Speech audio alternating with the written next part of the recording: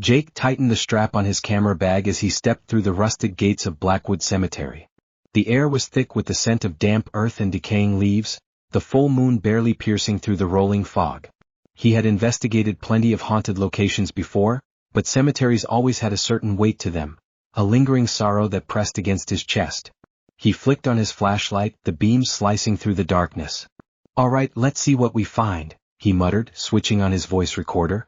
The stories about Blackwood Cemetery were countless ghostly figures drifting between the graves, whispered voices carried on the wind, and the legend of a gravekeeper who had vanished one fateful night.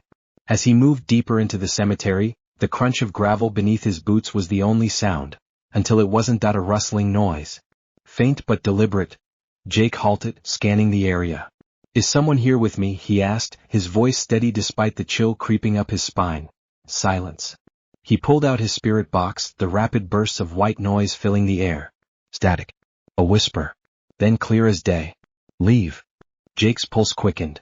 He had captured EVPs before, but this voice was deep, commanding. He adjusted his camera just as his flashlight flickered. A cold wind wrapped around him, and in the periphery of his vision, a shadow shifted.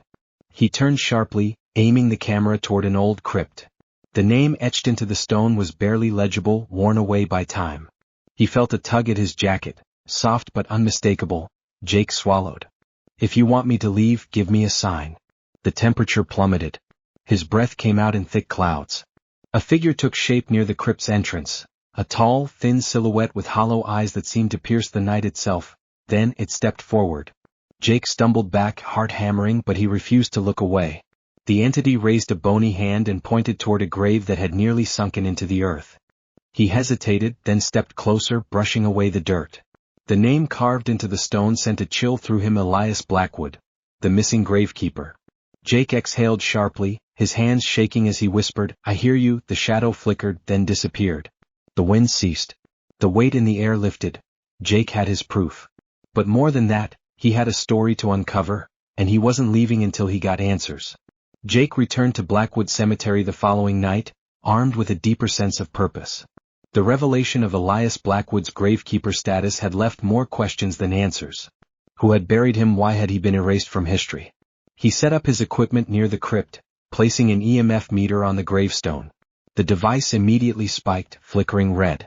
A presence lingered. "Elias, are you here?" Jake asked, his voice steadied as a breeze whispered through the trees. Then, faintly, the spirit box crackled. "Help me." Jake's stomach tightened. "Help you how? What happened to you?" The static danced before forming two chilling words: betrayed. Buried. A pit formed in Jake's stomach. Someone had buried Elias alive. Before he could process it, movement caught his eye. A second figure appeared, this one more solid. A man in an old-fashioned coat, his face obscured by shadows. The air turned suffocating.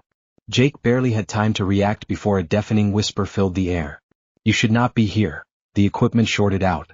The shadows pressed in. Jake knew one thing: this wasn't just a haunting. This was a warning. And he had just scratched the surface of something far more sinister.